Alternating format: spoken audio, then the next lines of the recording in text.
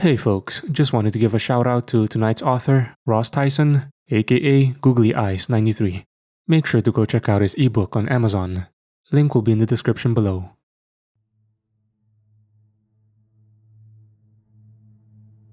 Faster than light travel seems like a great idea on paper. Get everywhere you need to go in a snap, especially if you're exploring the depths of space. The bad thing is that when you're moving faster than light, all you're left with is darkness, with nothing around to keep what's hiding in it at bay. Man lives in the light for a reason, and we've been discovering that the hard way. What follows are years worth of research notes that I've stolen. Not a single doubt in my mind that I'll be shuffled off by some men in black within the next 24 hours. Hell, they'll probably be here in the next 10 minutes once this finishes uploading. If you're hearing this, please know that those of us who were involved just wanted to make things better.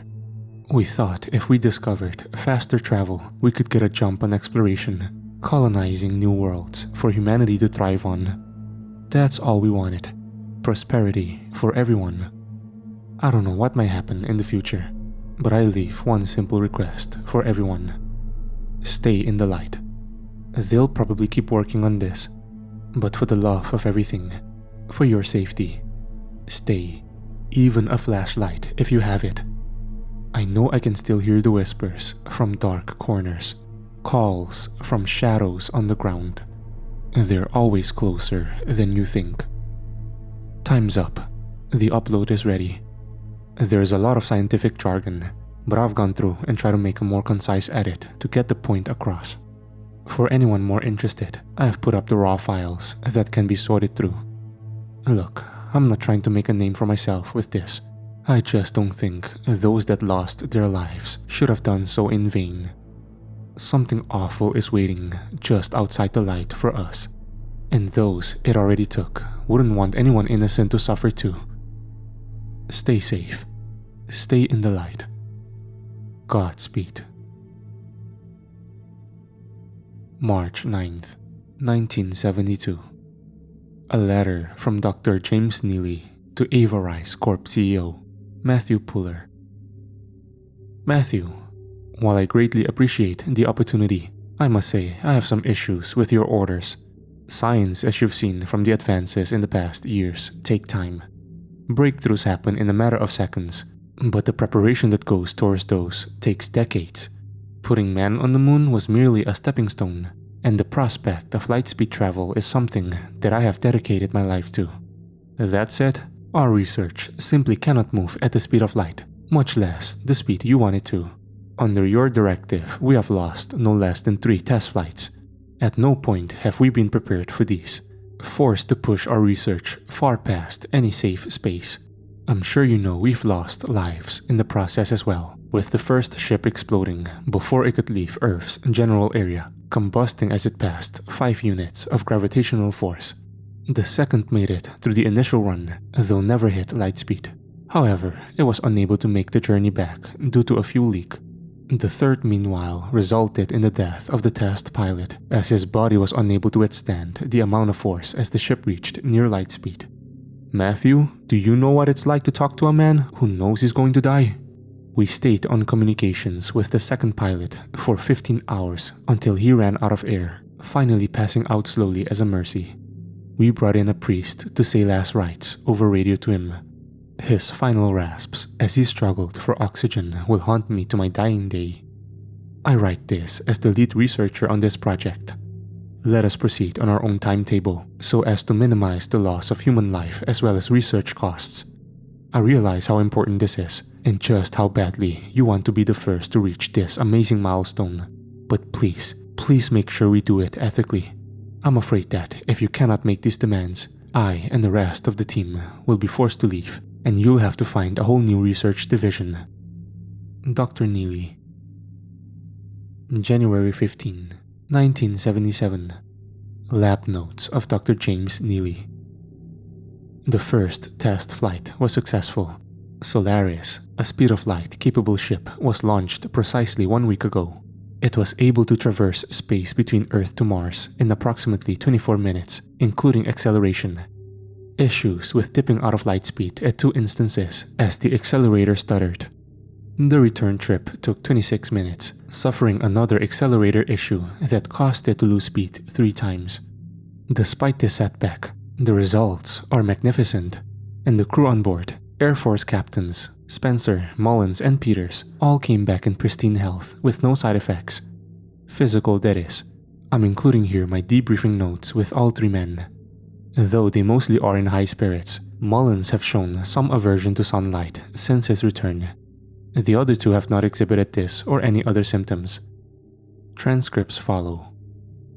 Captain Mullins, are you feeling alright? You haven't left the lab or living quarters since returning from the flight. No. Just had an odd migraine I can't seem to shake. If it's too bright, I feel like I may throw up.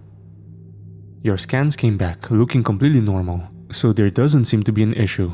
Would you like to talk about what happened during the flight? All things considered, sir, it was uneventful. The acceleration up to speed of light had the hiccups with the accelerator, but I believe that's just a kink that can be worked out over more successful flights. Very well. You're dismissed. Please send Captain Peters in next, if you don't mind. Sir. The men switch out, Captain Peters taking the seat formerly occupied by Mullins. Sir, is Mullins alright? He's looking pretty pale. I was hoping you could shed light on that, Captain Peters. Can you walk me through what happened up there? Well, jump to light speed was about how I expected. Everyone was in high spirits. But the accelerator hiccups were what started to throw us off.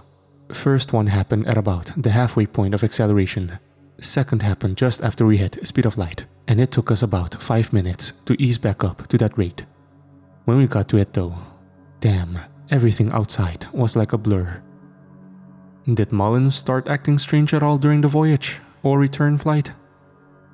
On the return, he started mumbling to himself after we hit light speed the first time.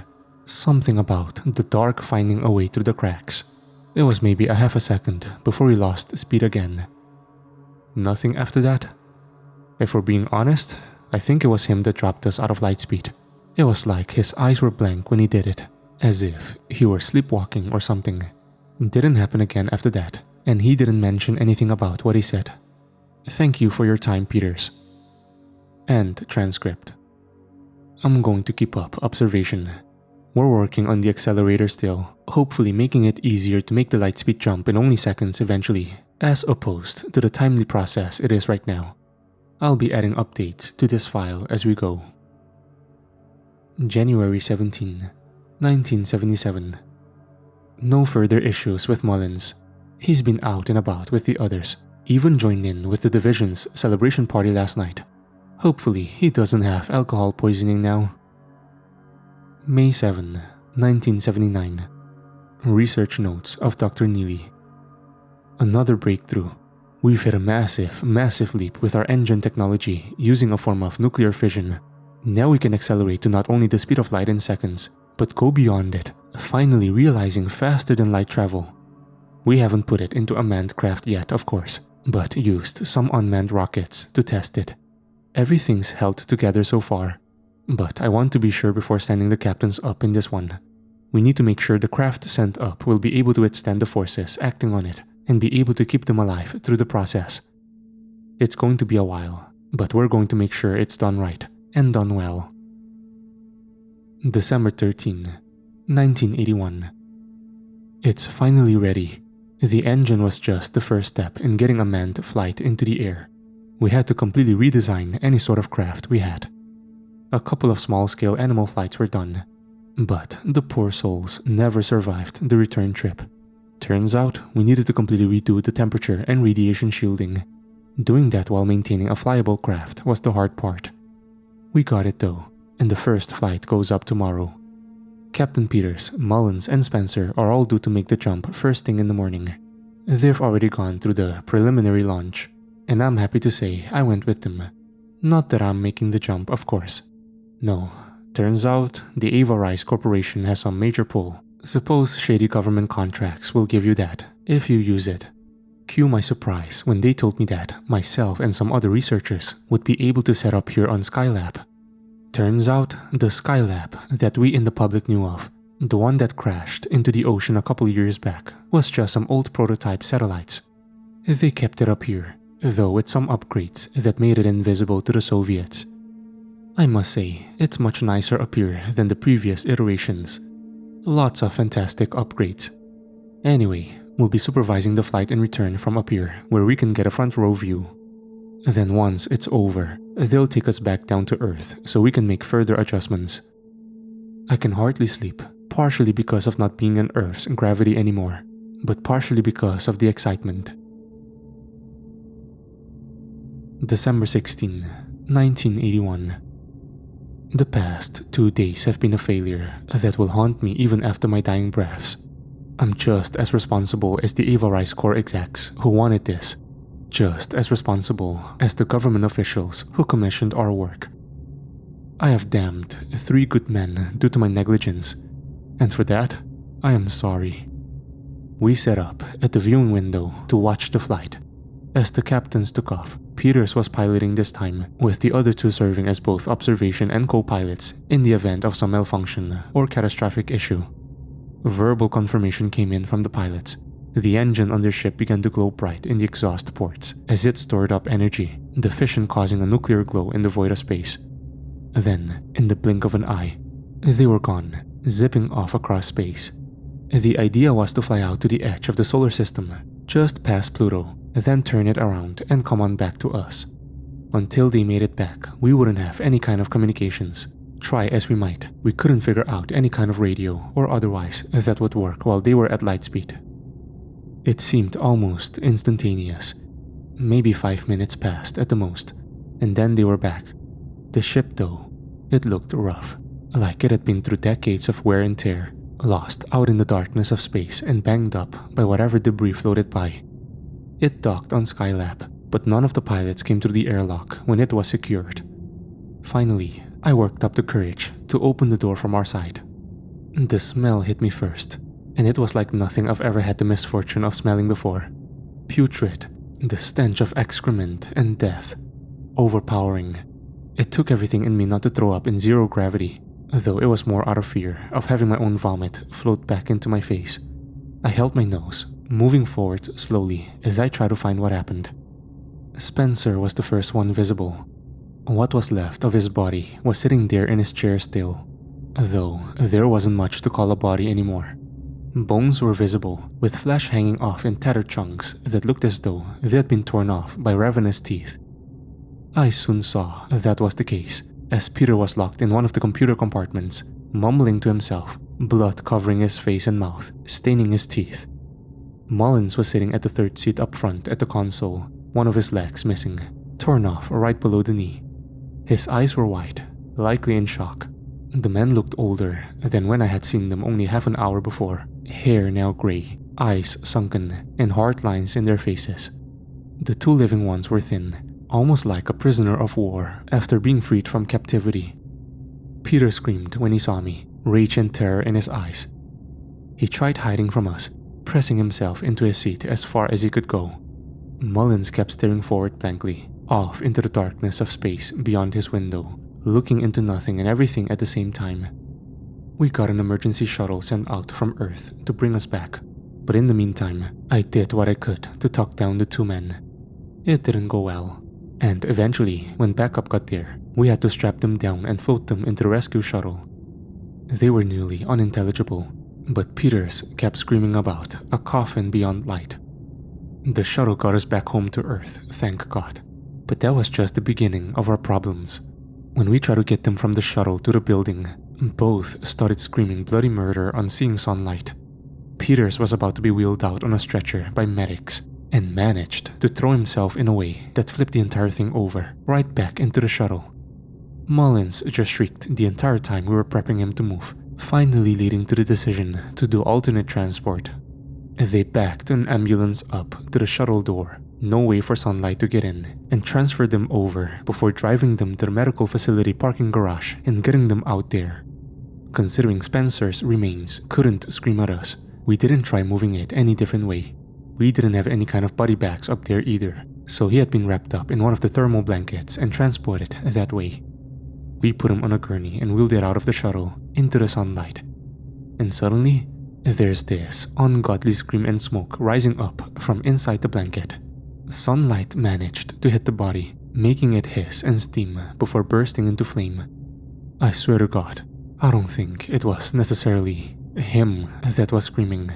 No, it was something else, because within seconds, the darkest plume of smoke I'd ever seen erupted from the blanket and dissipated into thin air. Only his remains were left on the gurney, just charred now. We got him to an autopsy table and determined his death was the result of massive trauma and blood loss, which was pretty obvious from the get-go if we're being honest, considering much of him had been torn to pieces. Peters and Mullins have been under observation since we got back. Both are in deep hysteria, with Peter still going on about some coffin and how it was going to open soon. Mullins just sat there, staring ahead at the wall, only demanding that the lights be turned off wherever he was. Peters did the same, practically knocking out the bulbs in his room, saying that the light was going to hurt him. We had some security cameras on the ship that I'm having pulled, so we can see what the hell happened. We'll update when I get the footage and have a chance to thoroughly review it. From the records of Dr. James Neely, December 20, 1981. I'm pulling the plug on these experiments. There's no chance in hell we mess with faster-than-light travel anytime in the foreseeable future. I still don't know what the root cause of all of this was, but we're cutting it until we can find out thoroughly and definitively what the hell happened here. The footage I pulled from the ship feed only left me with more questions. There wasn't much to it, and only half of it was, I don't know, degraded? It was like something had destroyed it. Considering Mullins finally started talking though, I don't know that we're going to need it. Everything looks normal as they're making prep for the jump, but once they actually hit lightspeed, everything changed. It's around then that the degradation started being obvious, with the three men all in their chairs at the main consoles. As soon as they hit speed though, three more people appear in the footage. Nothing defining on them. Just tall, almost shadows, standing right behind each man as they hit lightspeed. It stays like that for about 2 minutes. These figures just standing there before the footage finally cuts out into static. It never comes back on after that. Mullins had a while where he was clear last night, said he wanted to speak to me, but only in the dark. I clarified that I would need to record what he said. And he reiterated the no lights rule. I agreed, foregoing even a small flashlight for note-taking for the sake of getting answers. It was dark, with only his vague silhouette visible sitting across the table from me. What follows is my conversation with him. How's your leg feeling? I can still feel it, even with it not being there. I can still feel them gnawing on it too. Them? Was it Peters who took it? No, he didn't do any of that. It was the shadows, the dark. I'm afraid I don't quite follow, Captain Mullins. You sent us up there with a mission, right?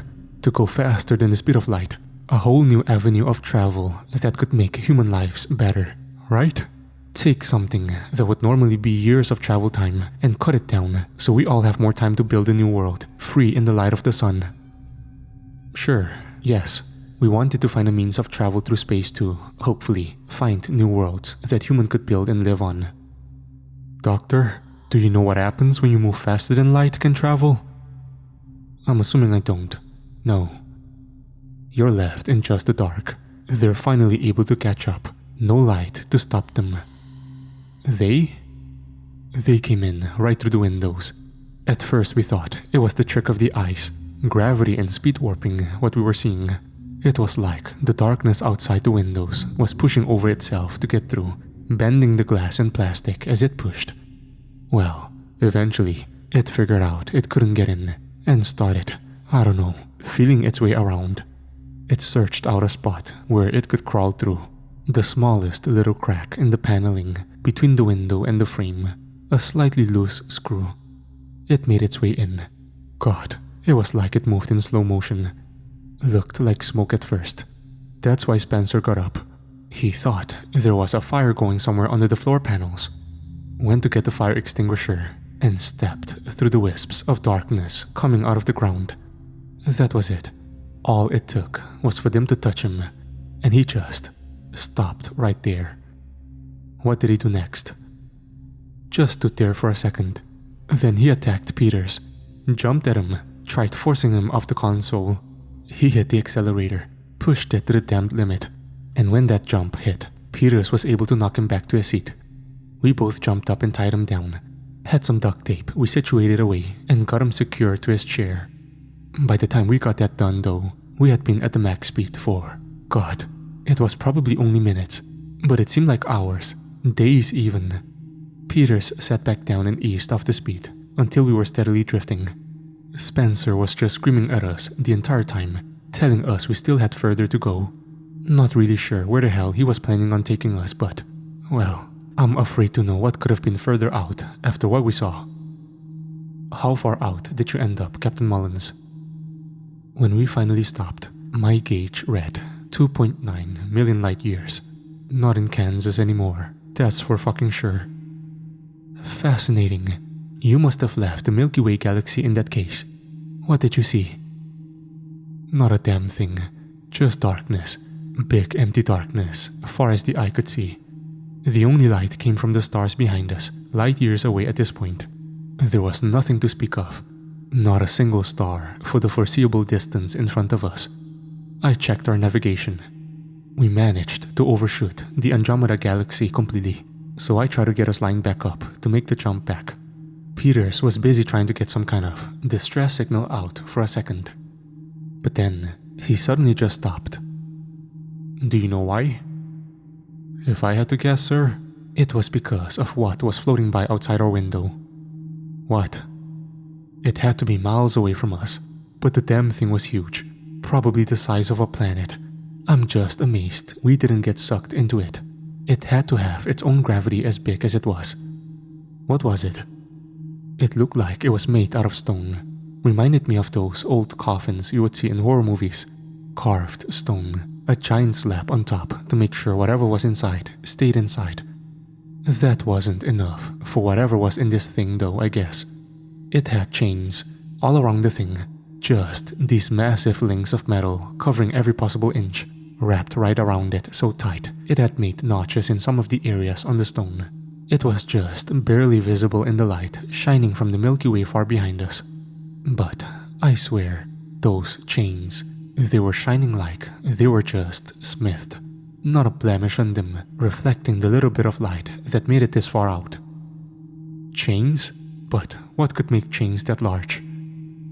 God himself, I guess. Sir, I don't know what else to tell you. I know what I saw. Yes, I'm not doubting you, and I appreciate your honesty. I'm just having a bit of trouble wrapping my head around the concept. You and me both, sir. Think it broke Peters' brain seeing it. Poor guy kind of just shut down. I managed to get us turned around. Spencer was screaming at me still, telling me we still needed to go further. Something about opening the way. I tuned him out the best I could and got us fixed in the right direction. Hit the thruster and got us back up to light speed as quick as I could. Were there any issues with the return trip? As soon as we hit faster than light, yeah, whatever had attached itself to Spencer sprang right out of him. It was like the darkness that was made solid. Looked like an octopus's tentacle reaching out of him. Sounded like he was choking for a second before it came right out of his mouth. Stabbed through my leg and started ripping its way in. Hurt like hell. What happened to Peters? Well, I was a little preoccupied with my situation, but I saw more tendrils work their way in between the panels outside, the dark moving in just like it did to Spencer. But this time, it latched onto Peters.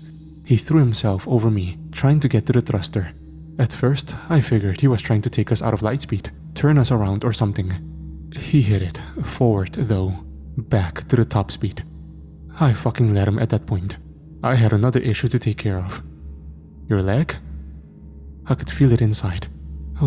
Felt like worms in my damn veins, working their way up, trying to get from there to my head. I knew if they made it all the way up, that it was over. There was no way I would be able to think clearly if they got to me like they did to the others. So what did you do? There was a toolkit for repairs in one of the side compartments where we kept some of the spare computer parts for navigation. Got the hacksaw out of there and started cutting while I still could. Peters let you?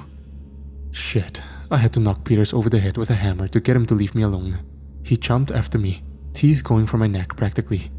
Knocked him right on the forehead, locked him up in that same compartment, and kept going.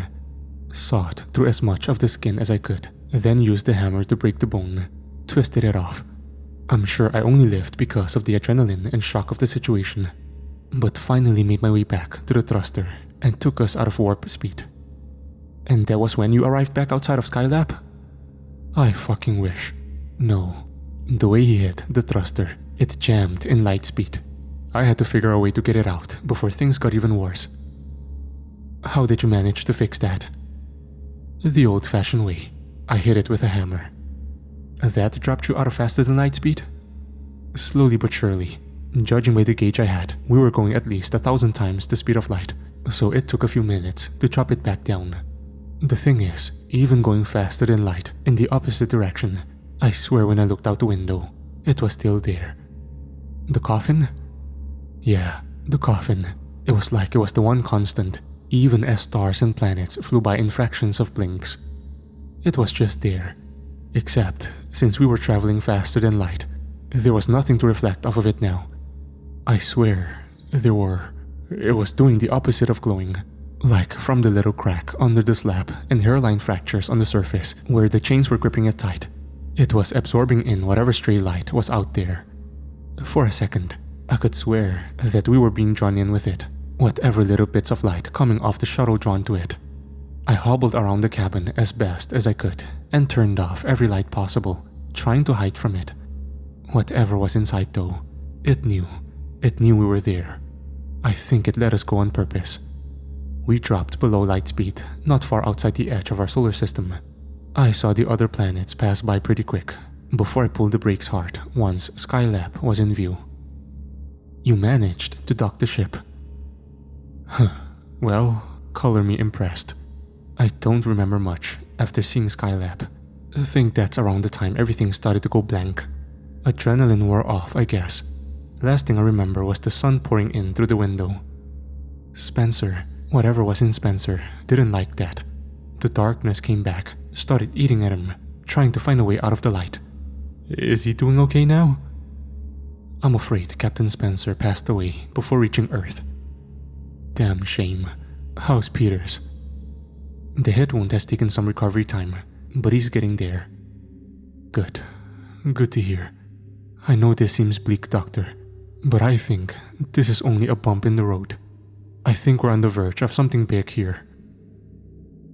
End transcript. My conversation with Captain Mullins ends there as I run out of tape and excuse myself. As I open the door, bright fluorescents from the hallway spill into the room, falling squarely on him. Only the dark silhouette is still visible though, as if the man himself had been consumed by darkness. I received word later in the day that Peters was awake and wanted to speak to me. I visited him in the hospital room. He's requested almost the opposite of Captain Mullins, demanding that the lights stay on at all times. Bright fluorescent bulbs underscore the hard lines on his face, now clean of blood.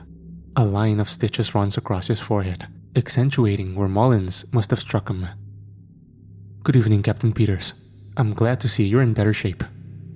You can see it, right? I'm sorry? You can see it. Right there. He starts waving his hand around beside his bed, pointing at something on the ground. I need a flashlight. Please, bring me a flashlight. I reach for the exam light on the wall, bringing the coiled cord over and shining it over him. He sits up, letting it shine over his hand and project a shadow on the ground. Oh, thank God. Thank God. It's still outside. Captain Peters, do you remember what happened up there? Mullins attacked me, threw me in the compartment.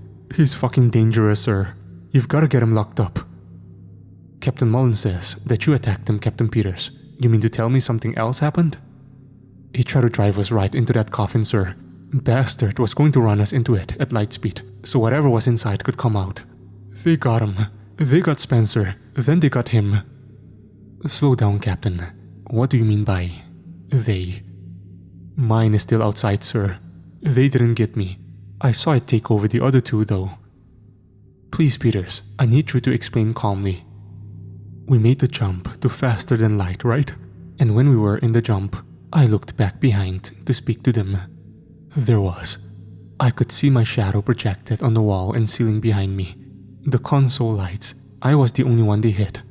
The other two, when I looked back, their shadows were taking them. They were in their seats, but there were these huge, I don't know, beings made of pure darkness standing behind them. I saw Spencer's grab him. It grabbed at his face, holding his mouth open.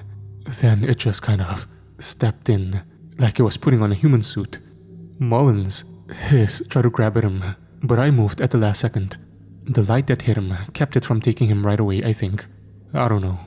Spencer started attacking us then, and we had to tie him down to the chair. He managed to grab Mullins' leg though. I think that's how it got him. I pulled us out of light speed before anything else could happen. I'm not following, Captain Peters. Spencer's shadow took him over, sir. I think that's what it was, at least. The dark. When you go faster than light, all you're left with is the dark. There's no more boundary between us and our shadows. They took over Spencer and started working their way through Mullins. When we stopped and saw the coffin, I tried to stop him. Whatever got into his leg started working its way up. He wanted to open the coffin up. I snuck up on him with the saw, hoping I could get it out of him. He told me he cut his own leg off. He probably wants to go back up there too, doesn't he? You can't listen to him, sir. Please, believe me. I took his leg off, and that slowed him down enough so I could get us turned around. Then he hit me with the hammer and threw me in the compartment. God, I must be the luckiest son of a bitch alive. The lights in there were probably on me when he shut me in. Only thing that kept this bastard out. He looks down to his own shadow on the ground again, grimacing in fear. I swear, sir, shine a light on him. He won't have one anymore. It's inside him now. I think you should rest, Captain Peters. I'll be back tomorrow and check in. End transcript.